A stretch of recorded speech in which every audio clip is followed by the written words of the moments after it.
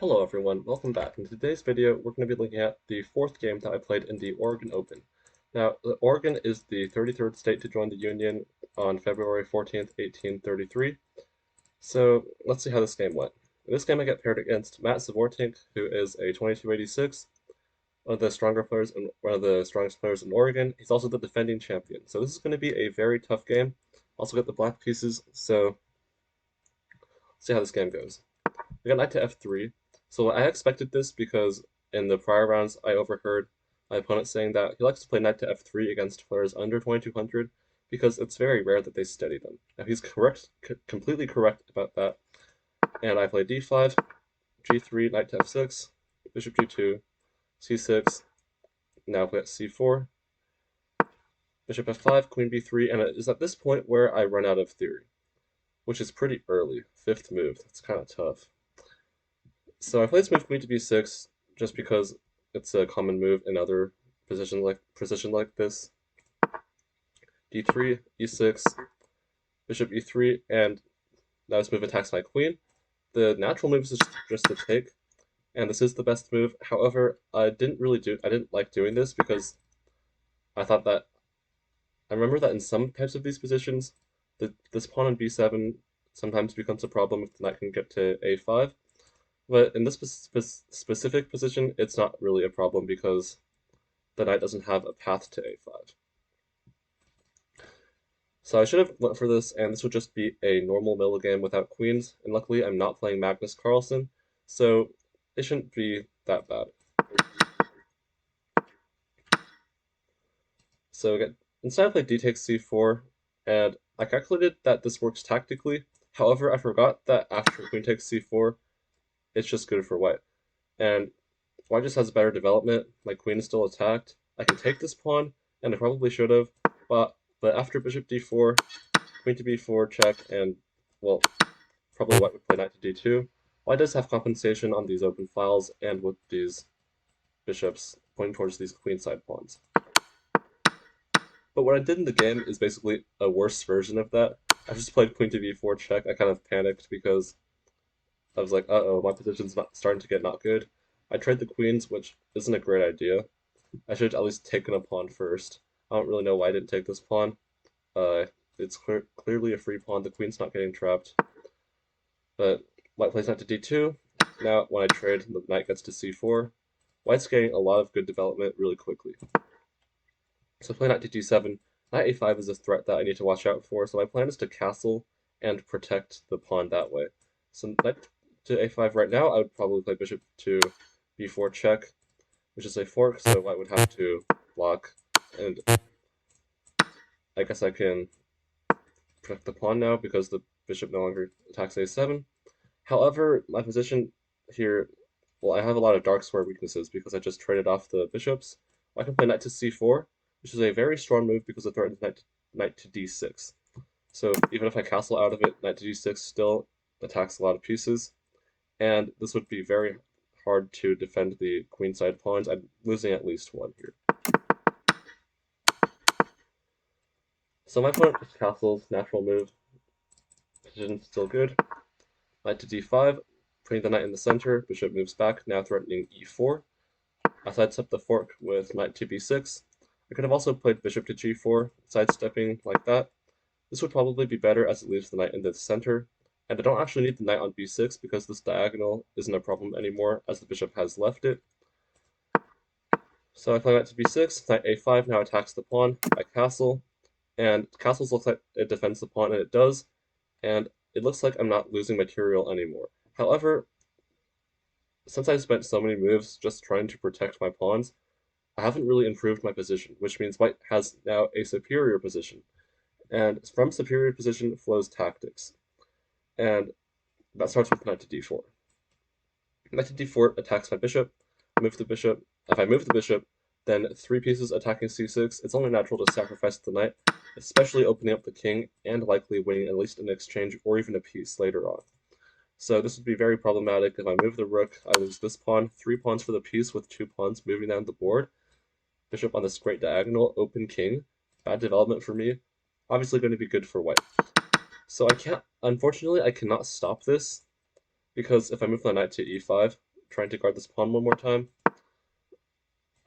It does stop the sacrifice. It doesn't help my position because after takes, white not only gets the two bishops, but white can start attacking on the queen side with moves like rook to c1, b4, b5. Knight is great on a5, even though it's on the side. Knights on the rim are not always dim. They're not, or as more recently, knights on the fringe are cringe, but not in this case because I cannot kick it, and the knight's attacking very, very good squares here. So I settle for knight to f6. I'm threatening the knight, but the knight just takes. So I can also take this, and after the game, my opponent said that it was kind of hard for him to take this pawn, but he eventually convinced himself that it was good because white can always just take this bishop and then just have a really good position after the same ideas of b4 and rook to c1. However, knight to c6 does win directly because of all the ideas I've already mentioned. Knight on e5 and d5, not really a huge difference. Or rather, difference between bishop on g6, knight on d7. So I played rook to d7 here guarding the pawn.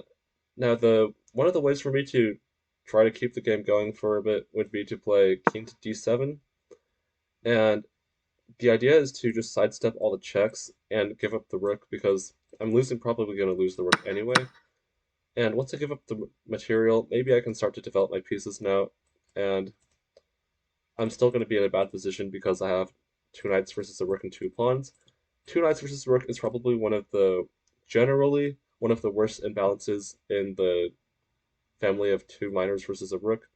And two minor horses are bad because knights are short-range pieces and rooks are long-range pieces, and also knights are bad at stopping pawns, especially passed pawns. And with a bishops, at least you have one long-range piece that can kind of match the rook.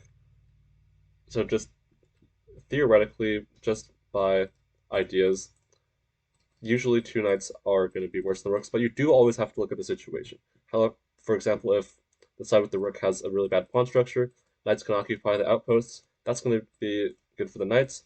But in this case, if the knights don't really have good squares to jump to, white in this position has like no weaknesses, by the way. It's going to be good for white, the side with the rook and two pawns.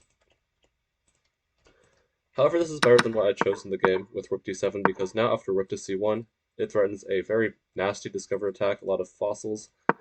After rook c7, I'm trying to block the file, but knight to a7 anyway because the rook is pinned. So king d7, bishop c6 check, another good move. And here, I don't have many options because it's a check, but basically any king move I go to is bad. So if I go to b4, there's an instant checkmate with d4, knight to b5, and either bishop to c3 or f4. But white doesn't even have to find this checkmate, just taking the rook or frankly any move here is going to win. And d8 and e7 don't actually have a difference. So, and the reason for that is if I go to d8, white plays bishop a5. If I go to e7, bishop b4 check, forcing the king to d8 anyway. And then bishop a5. And now if I take this knight, then bishop takes b6 as a fork, rook to c7, and now white can just push the pawn down the board. No way for me to stop it. Eventually, white will take this rook, and I mean, with these two passed pawns, there's just going to be no chance. So I do end up having to sacrifice the rook. Now I do have to give back material, but now with these two passed pawns here, the game is just over because I cannot do anything with my pieces. They're just very bad. These pieces on the king side can't reroute over to the queen side, especially this bishop. So I'm playing without this bishop, I'm playing without this rook, without this bishop. A knight and a half and a king is not going to beat a rook, a bishop, a rook, a knight, and two pawns that are connected passed pawns. So I could resign right now, but I decided to plan on a few more moves because I haven't really lost another piece yet. Generally, against high-rated players, I start really considering resigning when I feel like I could switch sides and win the game with 100% confidence. And everyone has their different opinions about resigning. You can put your opinion in the chat and in the comments. Yeah, I'm asking for your opinion. Some people just resign when they don't like their position. I think that's not a really good idea because just because you don't like your position doesn't mean it's that worth resigning. But Also, on the other end of the spectrum, if you never resign, you always play until checkmate, it can get a little bit annoying, especially for higher rated players, because at some point it does get to a level of disrespect. But at like the lower levels, you should obviously never resign because I think a lot of people are going to agree that lower rated players shouldn't really resign until like checkmate in one or two, and it's really obvious.